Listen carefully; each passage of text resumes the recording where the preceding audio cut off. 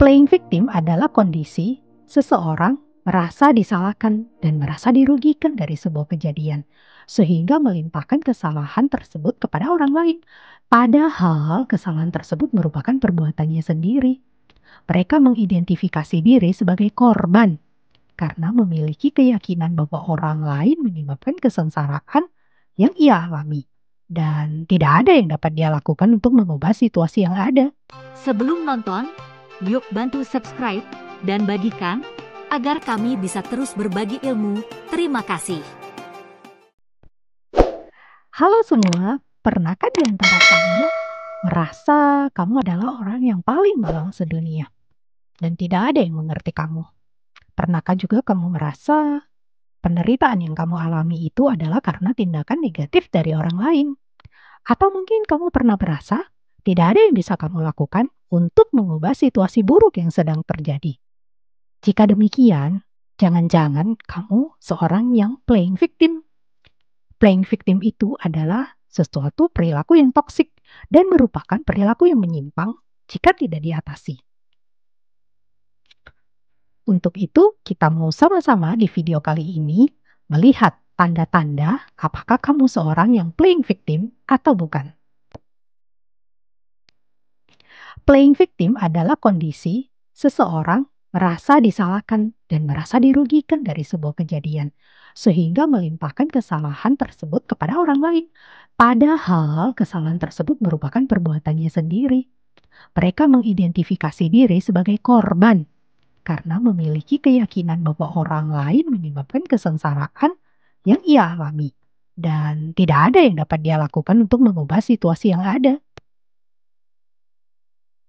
Dan mereka sebenarnya tahu bahwa kesalahan tersebut adalah kesalahan yang dilakukannya sendiri.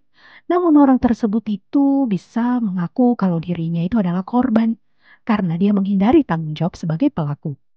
Playing victim biasanya dilakukan karena untuk mencari perhatian, mengontrol pikiran dan perasaan orang lain, serta untuk membenarkan tindakan mereka. Dan kadang itu dilakukan sebagai cara untuk menghindari situasi yang mereka tidak sukai, atau untuk memperoleh belas kasihan orang lain. Nah, playing victim ini adalah satu perilaku yang toksik sekali dan bisa dianggap sebagai perilaku yang menyimpang. Dan perilaku ini bukan hanya merugikan diri sendiri, tetapi juga merugikan serta mengganggu orang lain. Nah, berikut ini adalah 5 tanda perilaku seorang yang playing victim. Kita akan bahas satu persatu ya. Tanda yang pertama adalah mereka itu adalah orang yang tidak mau bertanggung jawab. Salah satu ciri playing victim adalah mereka yang suka menghindari tanggung jawab. Sulit memberi tanggung jawab dan kepercayaan untuk ke mereka. Mereka juga tidak ingin dibebani tanggung jawab dengan banyak sekali alasan. Nah, jika melakukan suatu kesalahan, mereka akan selalu menghindari diri dari kesalahan tersebut dengan cara melupakan atau anggap nggak pernah terjadi. Bahkan cenderung menyalahkan orang lain. Mereka akan selalu lari dari tanggung jawab dengan playing victim untuk membenarkan dirinya atas kesalahan yang diperbuatnya. Yang kedua, menyalahkan semua hal di luar dirinya. Jadi mereka cenderung menyalahkan faktor eksternal atas kondisi yang malang yang terjadi pada dirinya. Padahal mereka kan sebenarnya punya kontrol atas diri mereka sendiri. Tapi mereka berperilaku seolah-olah mereka tidak punya kontrol atas diri mereka sendiri. Hal ini membuat mereka lupa mengoreksi diri dan mengubah diri menjadi lebih baik. Dan yang dilakukan hanya playing victim, memperlihatkan diri hanya sebagai korban saja, korban keadaan dan korban orang lain.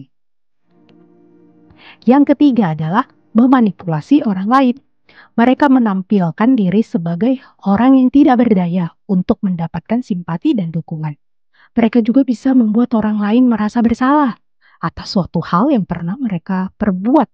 Padahal hal tersebut itu merupakan kesalahannya, tetapi bisa dibalikkan menjadi seperti orang lain yang bersalah. Yang keempat, mengidentifikasi diri sebagai orang yang lemah. Umumnya mereka itu tidak memiliki pandangan positif terhadap kemampuannya sendiri. Mereka cenderung merasa diri tidak mampu dan merasa seorang yang gagal. Perasaan dan pemikiran ini berlangsung terus-menerus sehingga menjadi pola dan mengidentifikasi diri sebagai orang yang lemah. Nah, orang-orang seperti ini akhirnya merasa tidak bisa bangkit dan tidak memiliki kekuatan untuk mengubah dirinya menjadi seorang yang kuat. Hal ini membuat dia merasa orang yang paling malang, menyedihkan, dan menderita. Inilah yang membuat mereka akhirnya menjadi merasa korban. Yang kelima, mengasihani diri tanpa memikirkan solusi.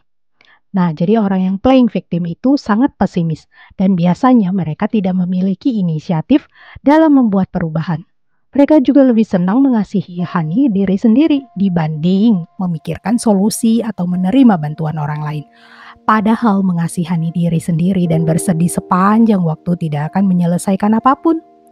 Mengasihani diri juga membuat mereka tidak peduli dengan masukan atau komentar orang lain untuk kesalahan yang telah merugikan dan mengganggu orang lain. Ia hanya mengasihani diri dan mengembangkan pikiran bahwa semua orang tidak mengerti dirinya.